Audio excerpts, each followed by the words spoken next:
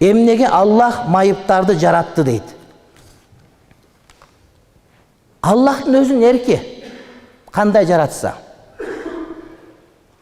Mayıp degende biz bir butu aksak, bir kolu yok, tökörü olup kalsa, gözü görüp kalsa mayıp dep bileriz.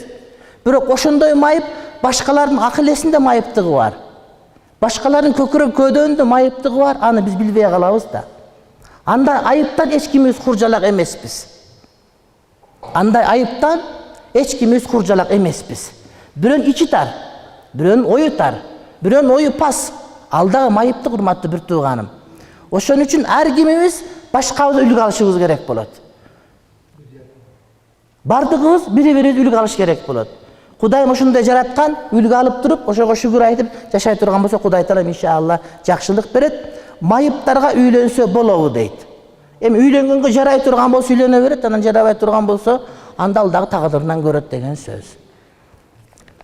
Үйдөгүлөр каршы, өзүм экинчи группа инвалидмин дейт. Эки бакыр бир тукур деген ал жашоо боло берет, урматтуу бир тууганым. Анан доктурдан текшерилиш керек сөзсүз түрдө.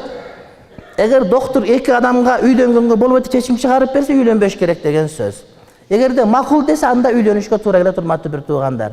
Деги эле инвалид эмес, ден соолугу чың адамдар деле үйлөндөрүнүн астында докторго барып текшерилиш керек бир сыйра, доктор уруксат берип, силер үйлөнсөңөр болот десе, үйлөнгөн жакшыраак. Бул боюнча Жидда Ислам академиясы атайын өзүнүн фатвасын чыгарган. Жаңы төрөлгөн балдар кыйма оорусун кантип дарыласа болот дейт. Кыйма оору десе, жана эшектин жем жеген тиги эмесин алып келип баштыгын ошонун башына кийгизсин дейт. Анан бирөө ширк эмес. Мен айттым, ширктер эмес болуш керек. Эшектин шилекейинде бир зат пат болсо керек, бир нерселер. Ошол жабышын, ошо жанагы чачтарга витамин тийип, минерал бир неке менен бир жакшы болуп кетсе керек го деп өзүмчө күмөндөнүп коем. Ширк ошондон гана болот дегенде ширк болот.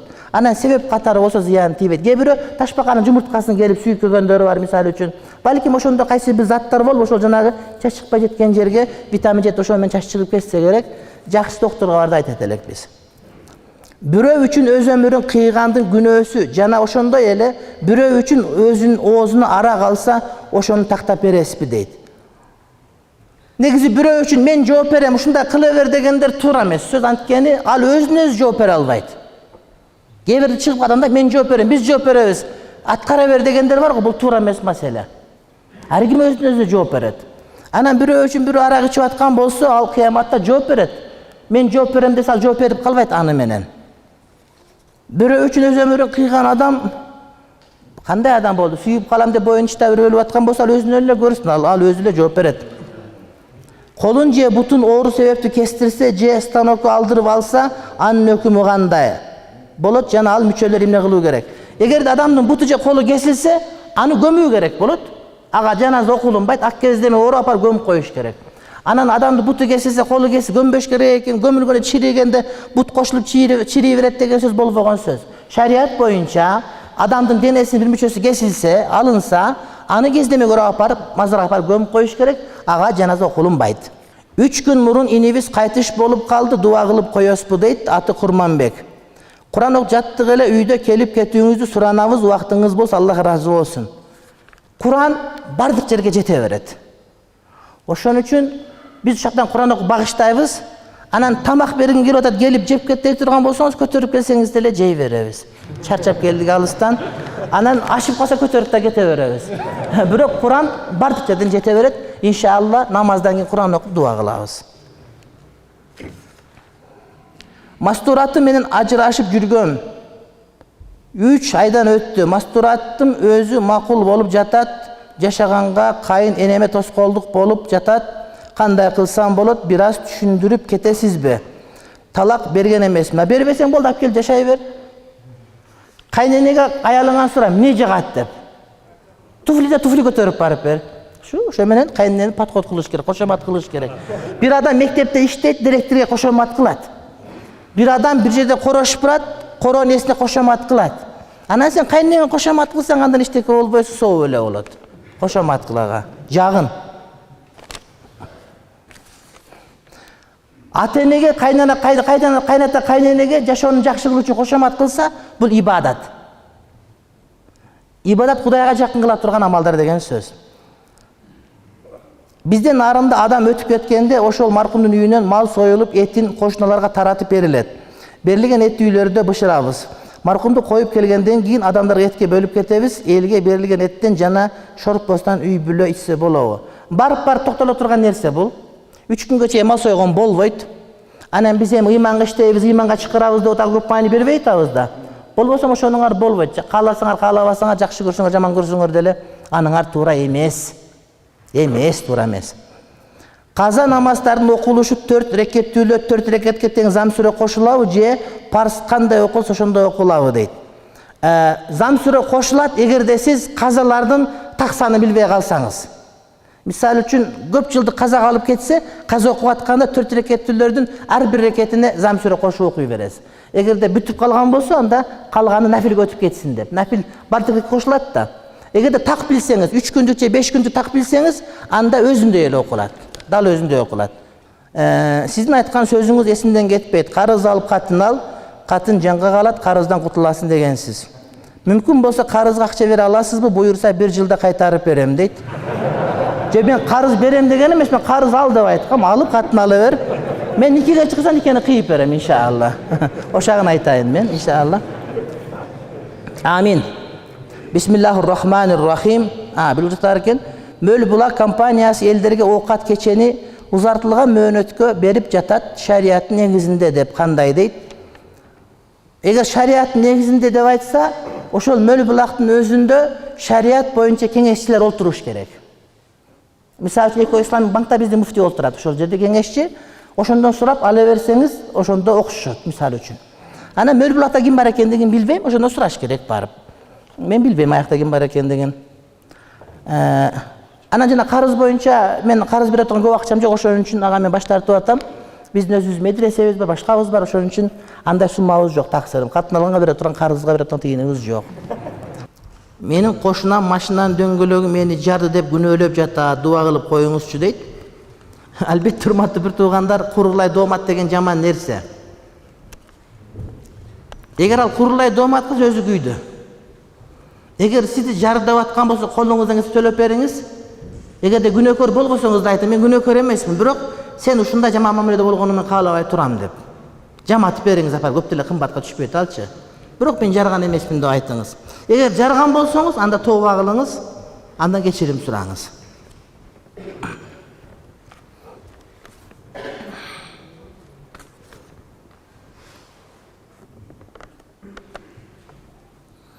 Сизди келетте угуп, 3 сааттан бери күтүп, сиздин колуңузду кармап, сизди көргөнүмө кубануудамын. Биздин балдардан сизде алым чыгышына дуа кылып коесузбу, мага үй бүлөмө дейт. Менде алым чыкканды үмүт кылыштын кереги деле жок.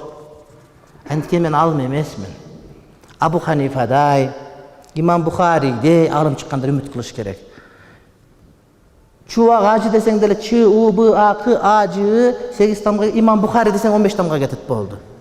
Өкөнө тең эле бир сөйлөм менен дуа кыласың. Ошого айтып эмне кыласың мени? Абу Ханифадай деп айтсаң, өзүң желе кетип калса, сага карыз болуп каласыңбы? Ошон үчүн улуу адамдарды айтыш керек, урматтуу бир тууганым. Хадис бар экен, зарылчылык болбосо үйүңөрдү сатпагыла. Экинчи хадис, саткан күндө да ортодон түшкөн акчада береке жок деген. Үйүбүздү башка жакшыраак үйгө алмаштырсак болобу шарият боюнча дейт. Ооба, ошол зарылчылык. Пайгамбарыбыздын убагында бир адам мечитке шаардын чекесинде экен, жөө басып келгиче убакыт кетип калат экен. Анан бир күн үйүн сата турган болуп калыптыр. Пайгамбарга кабар жетип, эмне сатасың десе, мечитке жакын болуп ошого дегенде айткан, жок антпе. Ошол алыстан басып келип кеткен, сага сооп көбүрөөк болот деп саттырбай койгон дейт, урматтуу бир тууганым. Анан коңшу боюнча Аллаху алам Хасан эль-Басри экен, ошонун кошуна үй сатат экен. 50 000 сомдук үйдү ал 100 000 деп атыптыр. Элдер сураптыр, эмнеге сенин үйүң кымбат? Алтындан бир жер, эмне кымбат сеники десе, менин кошунам Хасан Басри. Чоң такыба оолум алым олуя, ошонун кошунасы болсоң мен арзан түшөбү десе, Хасан Басри, антпе кой. Үйүңдү өзүң жашай бер, ошол акчаңы мен сага берейин деп анын оозун жаап калган экен. Эмнеге дегенде Хасан Басридин кадырын билген адам албетте Хасан Басри анын кадырын билет деген сөз да.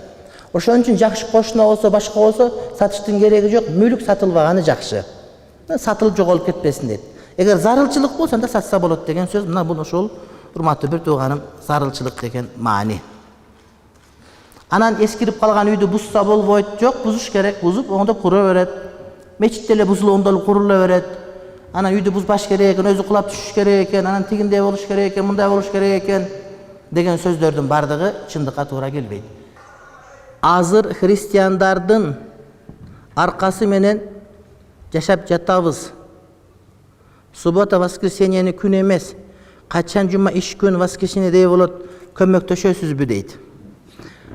Бул Кур'ан-ы Каримде айтат да, жума күнү жума намаз окугандан кийин фанташиру фил арди, жер бетине жайылгыла, ырыскыңарды издегиле дейт да. Бизде жума күнү дем алыш болсун деген сөз жок. Эгер жума күнү дем алыш кылабыз десек, анда биз ошол ахилектеп кошушкан болобуз. Алар ошол жанагыда өздөрүнүн жума күндөрүн дем алыш кылып алган, бизде дем алыш болот. Биз кайра көбүрөөк иштешибиз керек болот. Болгон жума убакытка жума окуш анан кайра таралып кете берет. Ошон үчүн жума дем алыш болсун деген чакырык ал исламга туура келбеген чакырык, урматтуу бир тууганым. Түшүнүктүүбү?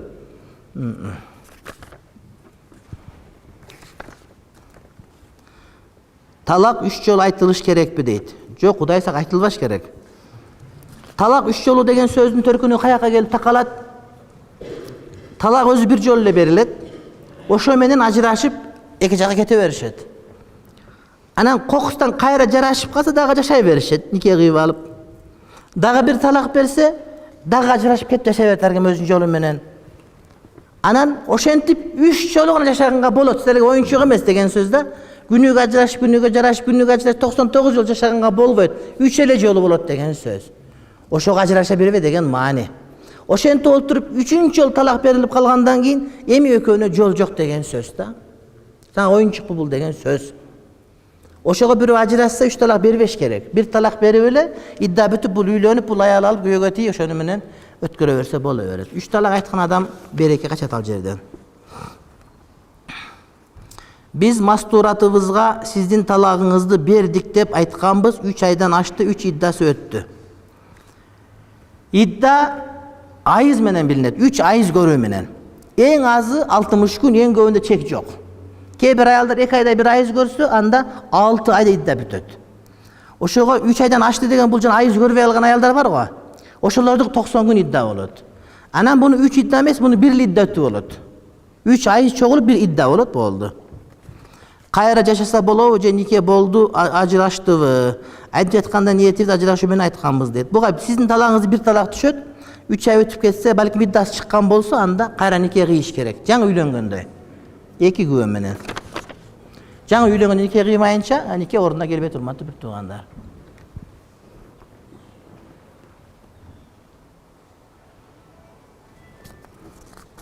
Талак айтпаш керек. Кимде ким талак айткысы келип шайтан сайгылап калган болсо, эртең айтам деп туруп, эртеңки калтыр, эртеңге чейин көп иш болот.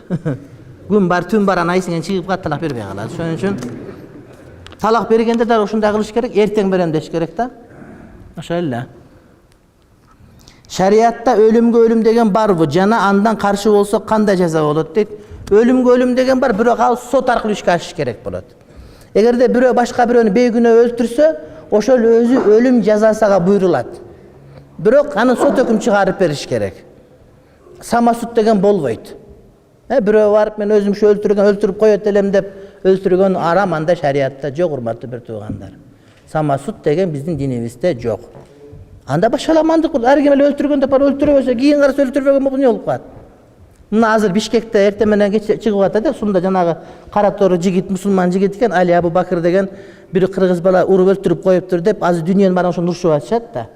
Мисал үчүн. Биз аны билбей атабыз кантип өлгөнүн. Балким урган эмес, балким экөө дос болуп, мындай муштан ойношуп атып, жанагыдай тамашалап атып, бокс менен эме кылып тийип кетип турса өлүп калгандыр. Балким чында уруп өлтүргөндүр. Балким өлтүрө турган ниет жок, жөн эле мындай бири менен бири мындай ойноп атып ушундай болуп калыш ыктымал деле бар да. Мен чоң анем айтат, өлүп атканда айт да, арыкпай экенин торпогун апарып беришиңер керек балдарым деди. Не десе 60 жыл мурда торпогун өлтүрүп алдым белем дейт энем. Ana kантип өлтүрөсүз, аял киши болсоңуз 60 эмес, ошондо 30 эме болосуз, 25 келин болосуз, идиш жууп аткан торпак келип калгандан кесек, топурак кесек турган экен, алып эле өштө ыргытып эле койгом, урган эмесмин. Ыргытсам дейт, учуп барып, ушу чокусунда бир точкага тийгенби, тийип эле тык өлүп калса дейт. Урган эмесмин катты, отурган казан жууп аткан жеримен келип алып туруп, минтип ыргытып коем дейт, отурган жерден. Анан барып чокусуна тийди эле, туңкап жыгылып калып өлүп калды дейт. Анан чоң атаң өлдү, анан согуш болду, башка болду, баш төлөй албай калдым. Азыр эсиме түштү, анан атам экөөбүз барып, торпак апарып сатып, анан акчасын апарып берген Арыкбай экеге. Анан чоң энем өлгөн да. Ошондой болуш ыктымал деле бар да. Ошентип анан кийин ата эле өлтүрдү, ар ким өлтүрө берсе эл калбай калат да. Ошон үчүн ал сот чечет маселени. Сот ачкандан кийин ошондо гана маселе болот. Ансыз, урматтуу бир туугандар, маселе антип айтылынбайт. Суроолоруңуз түгөндө, эгерде 12 сурооңор болсо укканга даярмын. Бирок чындап суроо болсо, анан жөн эле кайсарланып эле шпрыгны кантип койсо болот деп айтып бербеш керек. Убойдо көп кой союшат. Кээ бирөө бисмилла айтат, кээ бир айтпай эле көтөрүп чаап союп атат. Айтылбай калса дал болобу, биз билбей алып алсак дейт. Мусулман адам бисмиллахи Аллаху акбар деп союш сүннөт болот, ошо менен адал болот. Же жөн эле бисмилла деп, же Аллах деп, же бисмиллахир рахманир рахим деп, же улук Кудайдын аты менен десе да адал боло берет. Бирок сүннөтү бисмиллах Аллаху акбар. Ана мусулман эмес эле бирөө, мисалы үчүн Жон Степанович Чандрайн деген бирөө келип эле мусулман эмес да. Бисмилланы айтса адал болбойт.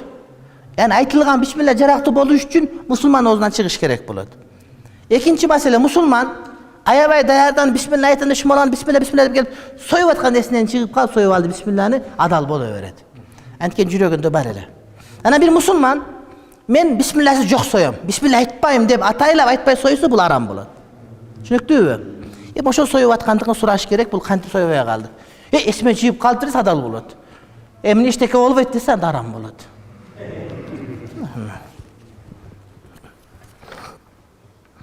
Эгер капыр адам, Аллах жалгыз биз билебиз дейт.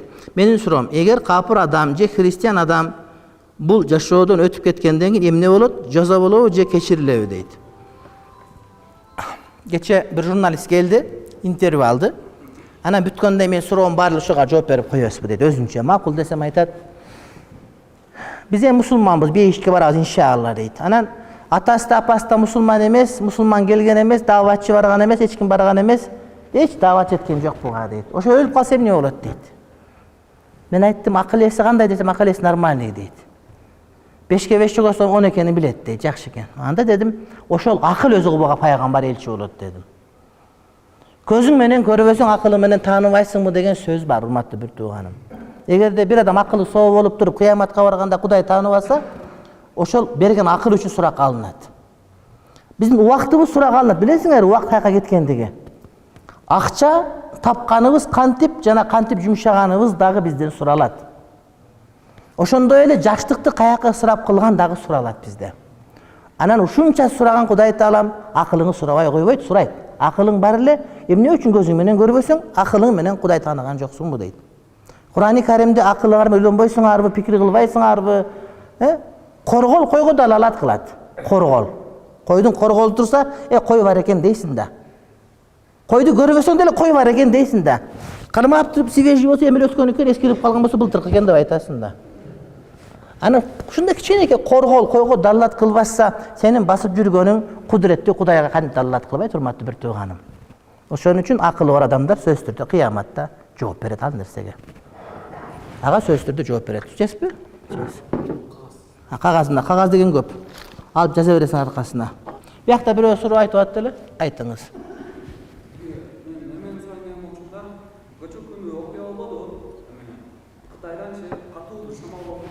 Шақтан 100 мың киши ысыктапты.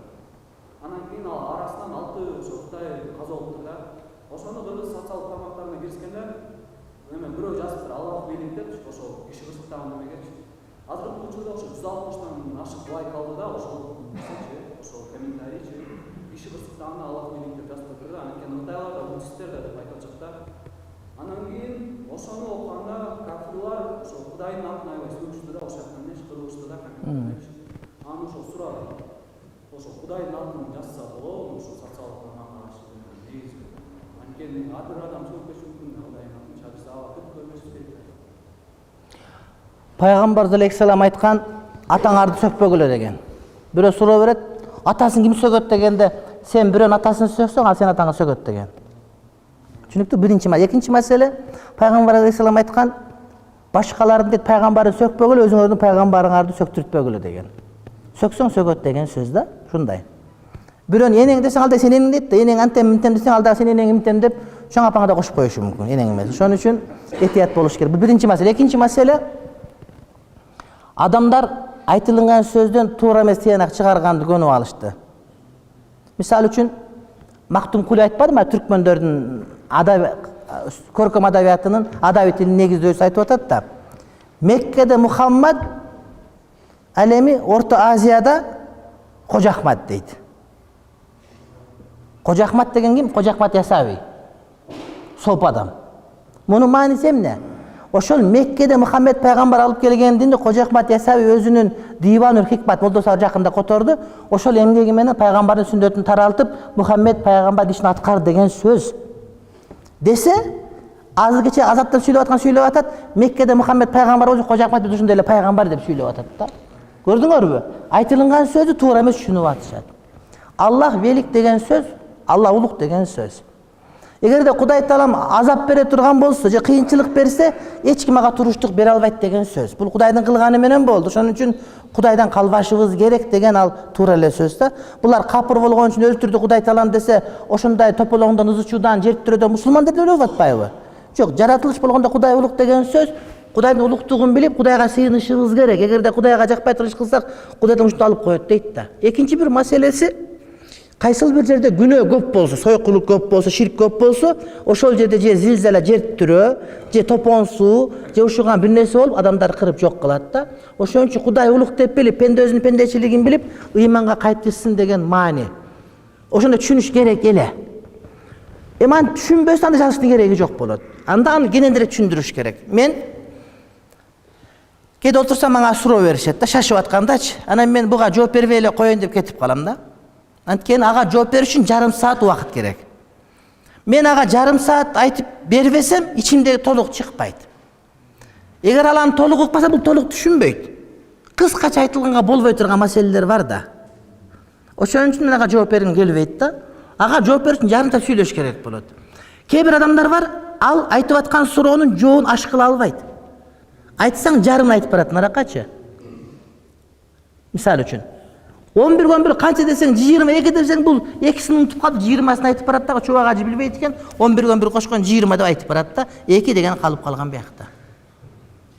Илгери бир бай олтурса, бир кайырчы келип сураптыр да. Жардам бер деп кайыр сураган экен, бай айтыптыр, менде майдам жок дептир. Менде 1000 сом акчам бар дептир. Анда кайырчы айтыптыр, мага 1 сом бер дептир. Кайырчы бай айтыптыр, мен 1 сом бере албайм дептир. Менин кадырыма туура келбейт. Бирок менде 1 сом сага бере албайм, кадырыма туура келбейт дептир. Анда мага 1000 сом бер десе, ал сенин кадырыңа туура келбейт дептир. Анын сыңарда кээ бир суроонун жооптор кадырга туура келбей калат да. Анын жообу бар. Болгону ичинден толук айтып бере албасаң, ал ошол маселеде дагы деле шек бойдон калып кете берет. Ошон үчүн кээ бир адамдар чубак ажы айтса, мынтип айтып койду деп айта берет да. Ошого мен кээ бир учурда жооп бербей койгондугум, ал жооптун убактысы эмес деген сөз, урматтуу бир тууганым. Бирөөдөргө узун түшүндүрүп айтып беришиң керек, жыйынтыгында келет да. Мисалы үчүн менде сурады, пайпакка мастерса болобу деп сурайм. Мен айттым, болбойт десем, чубак ажы болбойт деп айтып, 3 хадис бар, ондой мында чубак ажы астагфирулла бир неке деп бир бет интернетте жүрөт да. Мен ага айтып бере турган болсом, бисмиллахир-рахманир-рахим. Аллах Таалага мактабайт, пайгамбарга салават айтып, бул жөнүндө 3 хадис бар. 3 хадистин экөөндө байпак деп келген, бирөөндө деген бутту жылытуучу деп келген. Демек, байпак бутту жылытуу үчүн максатта кийилген болсо, ошол байпакка мас тартса болот. Анан туфлиге батпай калбасын деп же культура үчүн кийген болсоң, ага мас тартканга болбойт. Экинчиси, пайгамбар байпакка мас тарткан, пайгамбардын доорундагы болгон кездемеден болгон байпакка мас тарткан, ал убакта кандай кездемеден байпак кийген? Экинчи маселе. Ошон үчүн аалымдар кийгенде кепич жок, ал убакта кепич кийген эмес. Байпак кийген, кепич жок кийген, анткени экөө жок болгон. Кепич болсо байпак кийген эмес ал убакта. Байпактын өзүн кийип, ошону менен 6 километр баса, жыртылбаса, мына ушуга мас тарткан. Алар калың болгон. Эми мунун мисалы кандай? Мисалы үчүн мен сага нике кыйдым, сенин атың Асан, Ахмат, сенин атың Бул кыздын аты мисалы үчүн Айжан. Айжан дейм да, Фатима мисалы үчүн. Ахмат, Фатима. Нике кыйдык. Ахмат менен Фатима үй бүлө болду. Экөө бир төшөккө жатып бала чага тарбияласа болот. Анан Ахмат айылчылап өзү бул чүйлүк да. Нарынга келсе, нарында базарга барса, бир Фатима деген бирөө жүрөт экен. Аялымын аты Фатима болчу, ошо Фатиманы барып колун кармаса болобу? Болбойт. Аты окшош болсо аты башка. Ошол сыяктуу байпак сенин байпагың менен пайгамбардын доорунда кийилген байпак башка деп айтканга жок дегенде 5 мүнөт убакыт кетет да. Ит ал түшүнсө. Түшүнбөсө дагы бир кайталасаң 30 мүнөт кетет да азыр. Анан ошон үчүн кээ бирлерге мен жооп бербей койсо бой көтөргөндүк эмес болгону, убакыт туура эмес болгон себептен. Болсун баарынын жообу бар. Азыр биякта экинчи болгону сиз айтыңыз.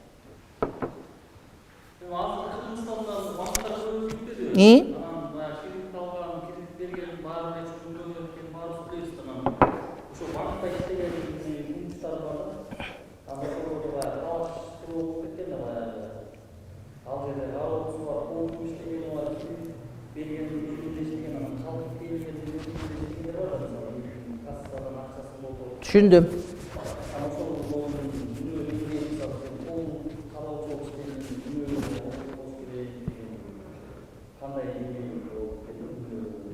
Түшүндүм.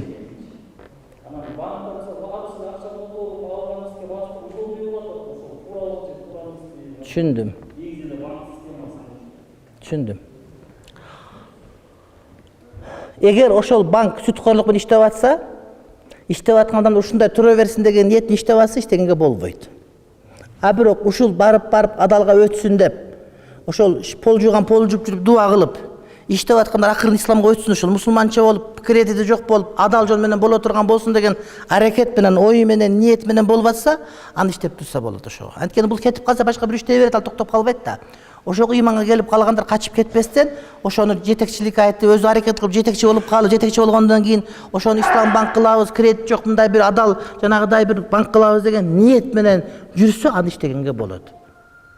Мисалы үчүн, ошону айтып атпаймынбы мен? Ошону айтып атам, мен башканы айткан жокмун да. Ошолорду ошондой ошого жеткирем деген ниет иштеп аткан болсо, анда болот деп айтып атам да. Мисалы үчүн бир адам отурасыңар, казинодо бир арак ичип отурат, мас, күнүгө ичет. Казинога барганга болобу, болбойбу? Болбойт. Арак ичкен болобу, болбойт. Бирок арак ичип аткан бирөөнү барып, ошол жерден сууруп чыгып апарып, мечитке апарып, жууп тазалаш ушак кирсе болот деген сөз да. Ошол ниети болсо. Бир мисал айтып берем. Мисал айткандан мурда адамга суроо бергенде адамдар өзүнүн эмесинен чыгыш керек, жанагы портретинен. Стойкадан чыгыш керек. Чыгып анан жооп тугуш керек.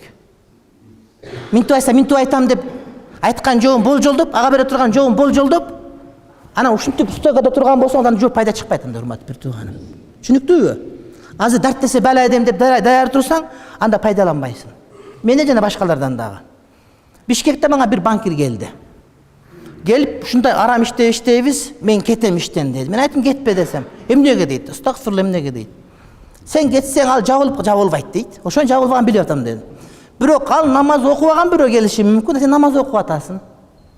Сен ниет кыл, ушул банк барып ислам боюнча бөлүм, анан барып ушунда чоңойтом деген ниет кыл десем, анан сөзүмө түшүндү окшойт. 1-2 саатта отурдум, кетти. 5 жылдан кийин ошол банк ислам банк болду. 5 жылдан кийин. А сен бир адамга даават кыласың, 10 жылда мусулман болгондор бар акыры. Ошондо ниет болсо буга иштегенге болот.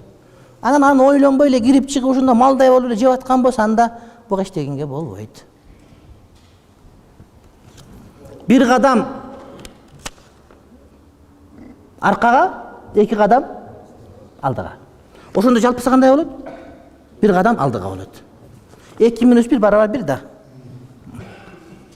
Багымдат намазынын казасын кантип окуйт? Куду багымдат окугандай кылып окуйт, ниетинде каза деп айтат. Акыйкатсыз соттор дейт. Акыретте кандай болот? Тозокко түшөт. Пайгамбар ушинтип айткан, тозокко түшөт деген булар.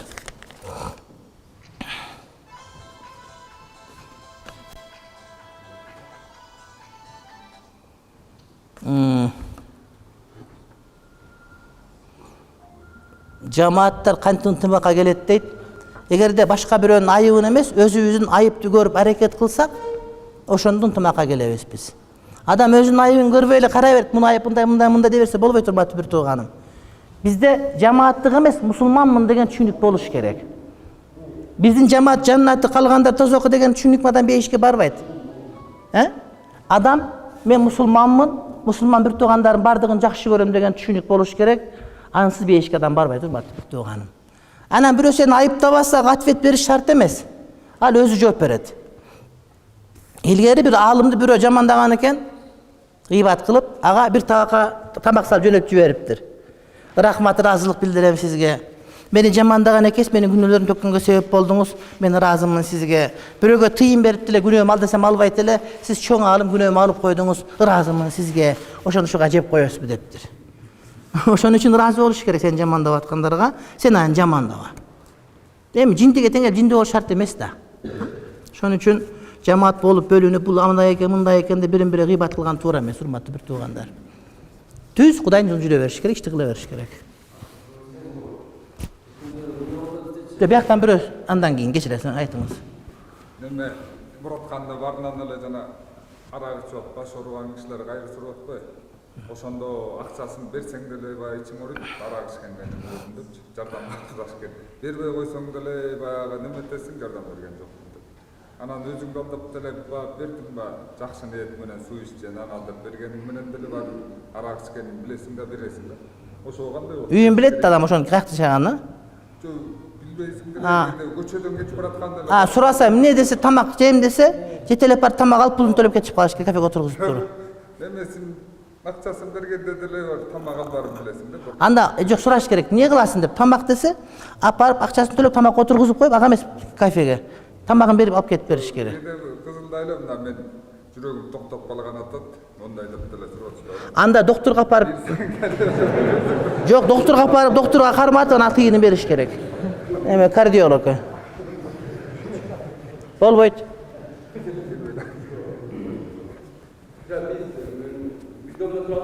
Домдо. Я?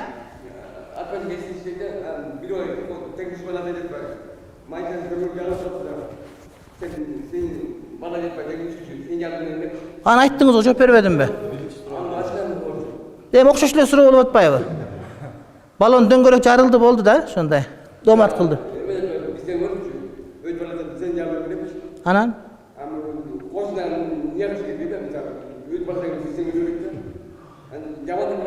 Жок, мен жарган жокмун деп айтыш керек. Жок, мен жарган жокмун деп айтыш керек. Ишенбес эмне кылабыз эми? Я? Эми көрө бер сөздөр жооп берет, мен эмесин айтып коюңуз болду, колдон келген ушул. Анан далилдеп эле дайыма бияка башыңыз камера коюп басып жүрөсүңбү? Өзүң дарып жүрө турган кылып эмне кыласың? Жем жок деп айт болду да.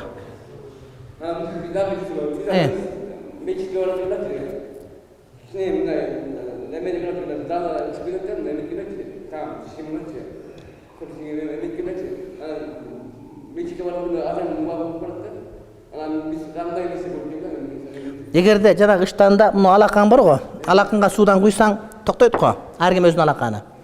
Ошол алаканга суу куйсаң токтогондо ошол суучалык деңгээлден көбүрөөк ыштанга жана зара жайылып кетсе, аны менен кийим окуганга болбойт. Тамам? Колуңа суу куюп көрөсүң, ар ким алаканы өзүнчө да. Ошонун картасын чизип ал, учкан аласың да сууну куясың дагы, момундай кылсаң өлчүп ал сантиметр менен сеники. 2 сантиметр квадрат, 3 сантиметр квадрат деп. Ошондон ашып зара чачырап кеткен болсо, мындай жайылып. Анда ыштаныңы чечип коюп, анан кийин ишин менен намаз окуйсуң. Жалмаштырыш керек болот. Андан аз зыян тийбейт.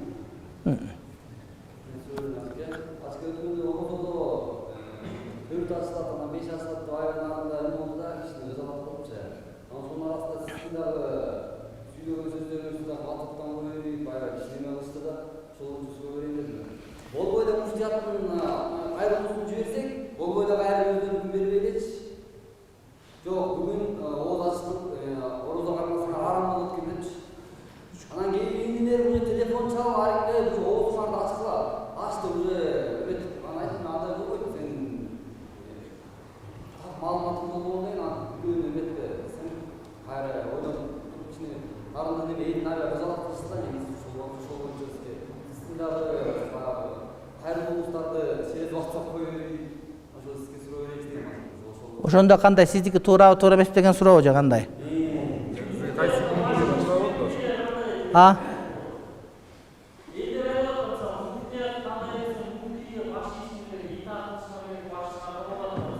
Эгерде муфтий адашып аткан болсочу, мисалы үчүн. Муфтий болгон бирөө бир адашып аткан болсо эмне кылыш керек?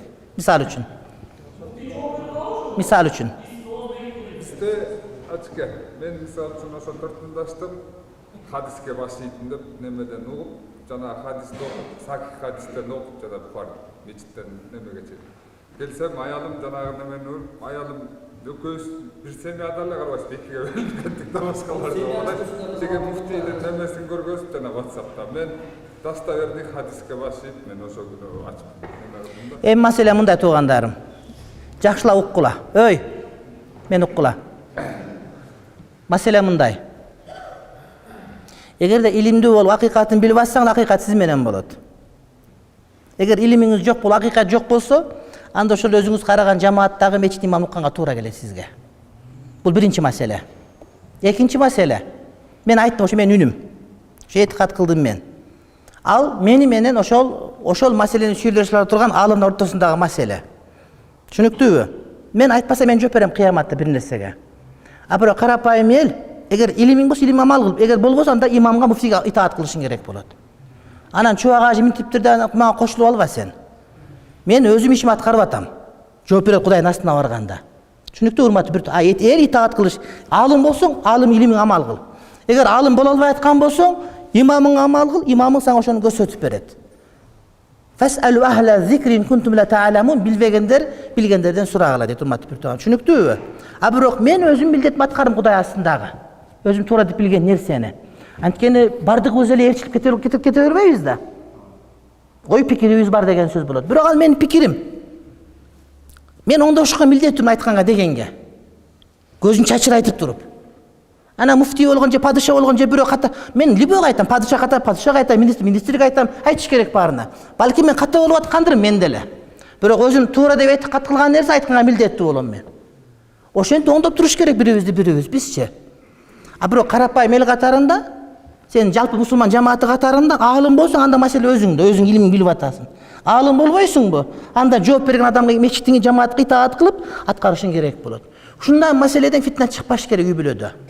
Түшүнүктүү урматтуу, сен аалым талип болдуңбу? Сен билесиң акыйкат экенин көрүп алдың уже, сен билдиң уже. Аалым эмессиңби? Анда аралашпа бул нерсеге. Мисалы үчүн мен доктор эмесмин. 4 доктор чогулуп алып, операцияны айтып атса, мындай десе мен ага кийлигишпейм. Ушуларды айткандай болот дейм. Же бир геология боюнча бир окумуштуу иш болуп атса, мен айланып өтүп кете берем. Мен түшүнбөм геологияны. Айткан, эгер билсем аралашат элем. Ошого сен билбегенден кийин сенин мойнуңа жоопкерчилик алып атканды угуп атасыңбы? Ага сен жооп бербей, ошол жооп берет.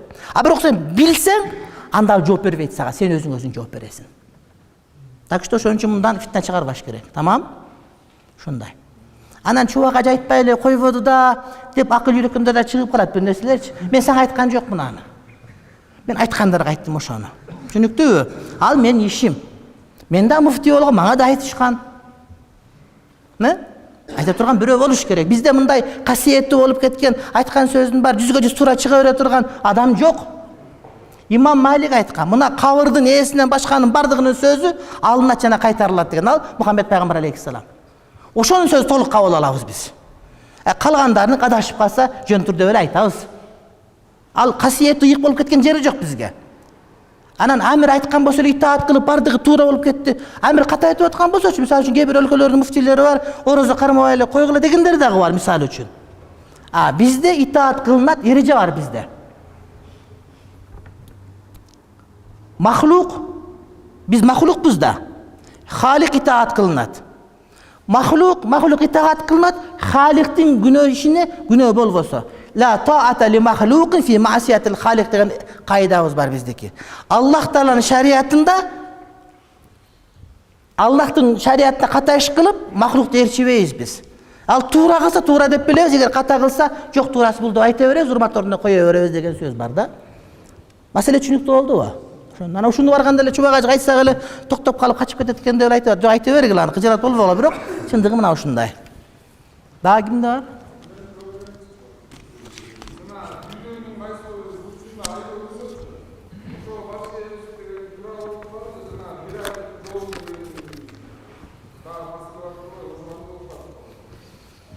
Siz kayakta okudunuz medresede? Anda temanız emes sizdiki. Bu ilim adamların teması. Eğer de medreseye girip okugandan gelseniz sizge жооп берет элем. Азыр ушуну айтып өттүм мен мисал үчүн. Ооба, бул илимий тема. Маселе бар, урматтуу бир тууган, айтылынган. Эгерде өзүңүз чуккуңуз келсе, беде фитна чыгат, радиого кирсеңиз, YouTube'да мен сүйлөгөм бул боюнча миллион саат сүйлөгөм. Чарчабай сүйлөгөм. Сүйлөп эле келатам бул боюнча. Ана мындай жерде жалпы эле эмес, талап илимдер болгон жерде болсо, аларга түшүндүрүп айтып берет. Рускага жазып мындай деп, урматтуу бир тууганым. Анан жанагы тиш чыккан балага чайнап берген аш болбойт деген сөз бар да. Анан тиш чыкпаган балага чайнабай берип койсоң, ал өлүп калат тыгылып тамагына.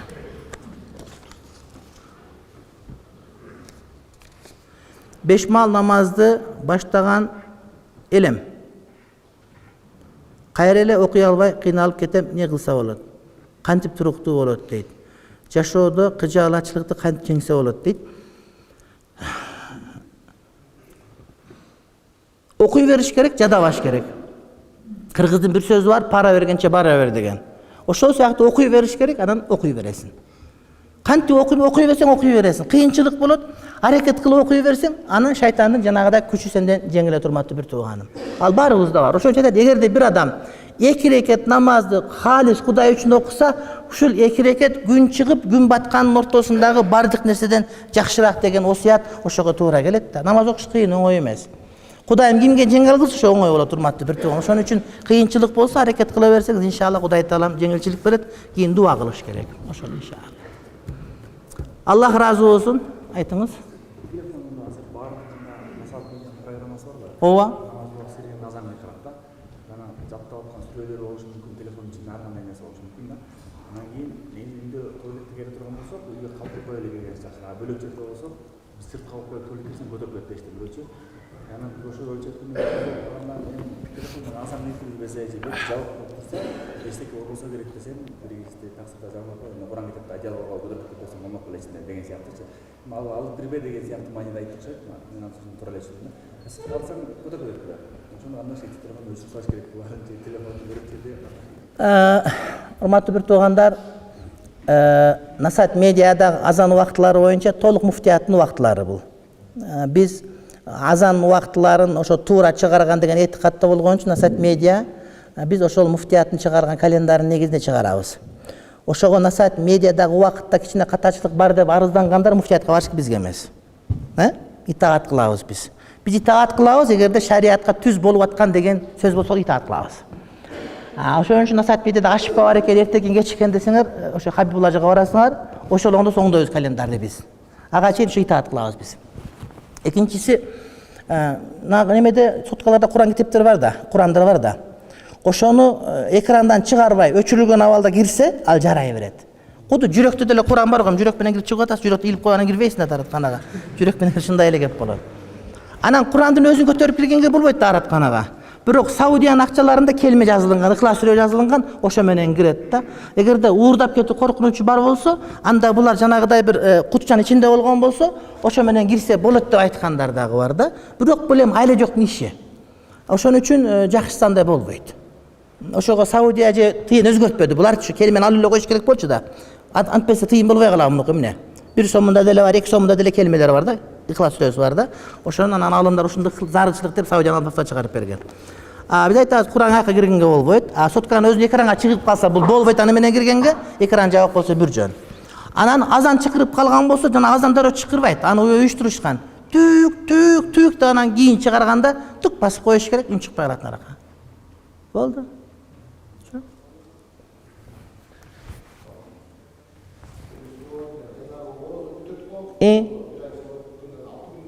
Ооба.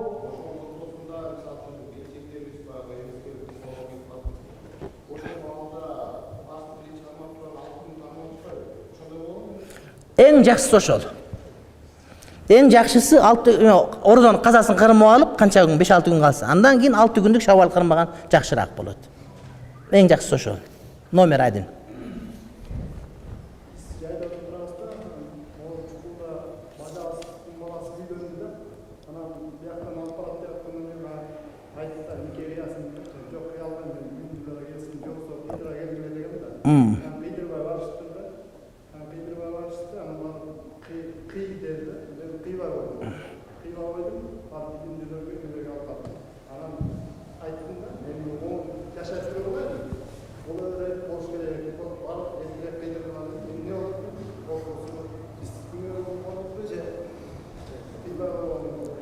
Siz özü alar günölü boluştu kıyдырып barбаганга.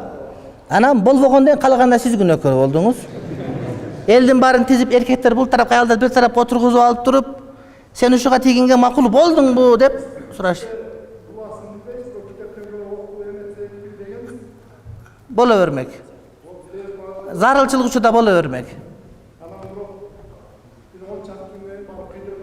Он чакты күндөгү жана ишке шерик болуп калдыңар да, чын тоба кылгыла.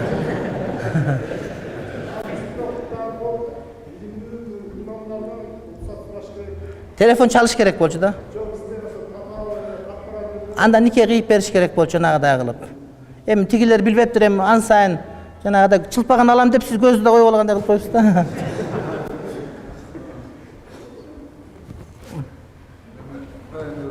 Эмеге бар, жаназага бар. Анан тиги кишинин аты Исмаил экен, бирок атасы башка ат менен чакырып жүрүптүр да.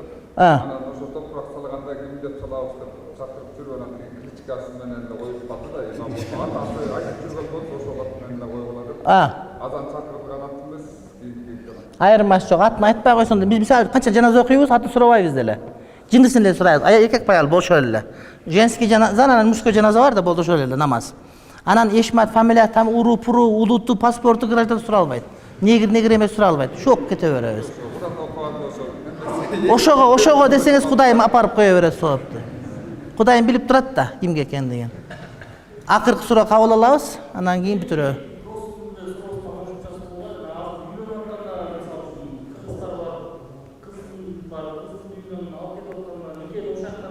Ошо туура. Эң туура ошо. Я мына үйүнөн чыкканда көчөдө колтуктап кармаса күнөө болот да, зына болуп калбайбы, колдун зынасы болуп. Ошондой зарыл. Кара булутту көрүп, азыр жаан жайт десе ширк болбойбу дейт. Жок, ошо себеп болуп аткан жаан жайт окшойт деген сөз да. Анан жамгыр кааласаң да жайт, каалабасаң жайт десең андай болбойт. Эми жаан жайт деген азыр жамгыр жайт окшойт. Кудайым дайыма булуттап келген адатта жамгыр жайт эле деген сөз. Динде жамаат карманыш керекпи? Мисалы Хизбут Тахрир, Салафи, Таблиг жана башка дейт. Жамаат менен жүргүлө дейт го бизди бардыгыбызды. Жамаат менен окулган намаз кандай жогору деп айтылат, урматтуу бир тууганым. Эгерде Ахли Сүннат ва жамаатка таандык болуп, өзүнчө агым эмес болгон болсо, анда ошол жерден сабак алып, башка кылып, мисалы үчүн кээ бир учурда бул жамаат деген сөз жанагыдай алымдардын эле шакирттери деген эле сөз сыяктуу болот да, Молда Сабыр шакирттери, анан Молда Газы шакирттери дегендей эле сөз. Ошон үчүн мисалы үчүн Дүйбандилер дегени Дүйбанд деген школага таандык болгондор эле. Өзүнчө бир жаңы жол ачып алган, тайп ачып алган нерсе эмес да. O школага барып жүргөн болушу мүмкүн. Надви дегендер бар, Индиядан Надват улама деген школага таандык болгондо, жана бокста деле школа бар, кубалыктардын школасы дегендей эле сөз да. Андан бир бөрөктөн ширак чыгарбаш керек. Анан илим жолунда жүргөн адам болсо, анда жамаатына келип, ошо жолун таап алып, ошо менен кете берет деген. Анан карапайым адам болсо, жамаат аркылуу акыйкатын таап аткан болсо, эмне үчүн болбосун деген сөз. Бирок кеде жамаат деп анан фиркаларга, башка мазхабтарга өтүп кетпеш керек. Жамааттар мазхабтын ичиндеги эле мындай бир жанагыдай А класс, Б класс дегендей, баары 11 класс дегендей эле сөз. Канча жаштан баштап үйлөнүш керек? Бул кому как дегендей кеп. Кимге качан туура келет? Ким качан үйлөнүш керек? Ошондой. Мага өткөндө бир араб өлкөсүнүн элчиси айтат, мен дейт кетип атсам дейт, ЗАГС көрүп калдым дейт, анан школда эми эле бүткөн бала үйлөнүп аттыр дейт да. Мен ошого нааразы болдум. Эмне десем айтат, көбүнчө булар жашоонун жакшы түйшүгүн билишпейт, тыйын тапканды билбейт, эрте эле үйлөнүп алат да, анан мындай кыйнап коет үй бүлөнү дейт да. Мен туура эле көрдүм ошону. Анткени бойго жетип калгандан, мурда дагы төшөккө жатканда үйлөнүп алгандан башка дагы жашоодо көп нерсе бар да. Үй бүлө багыш керек, ата-энени сыйлаш керек, бала чаканын тарбиясы деген бар да. Ошого бир аз ошол балдар, адамдар, кыздар дагы, бала дагы көнгөндөн кийин үйлөнүш керек деген сөз. Бала деген жоопкерчилик тартып, кичине бир тыйын таап, эки адамды багала турган болгондо үйлөнүш керек. Анан апасынын пенсиясына болжолдоп үйлөнүп алган болсо, ал өтпөйт, ал жакшы эмес да. Амин. Бисмиллахир-рахманир-рахим. Таштанбек уулу аман тур дейт, ооруп жаттыр, Кудайым шифа берсин. Амин. Таштангул кызы Совет кандын рухуна багыштап дуа кылып коесуздар. Кудай Таалам бейиштен орун берсин. Жана дагы Куран окуганга чакырып аткан өтүп кеткен маркумун Кудай Таалам бейиштен орун берсин. Анан Муратбек уулу Урмат дейт, бүгүн Бишкекте операция болуп жатат дейт. Кудай Таалам шифа ажил берсин. Анан дагы Мелтем деген бир кызыбыз, Рабия деген апабыз алда ооруп аткан экен, Алла шифа берсин. Операцияда экен. Андан башка бардык ооруп аткандарга шифа берсин.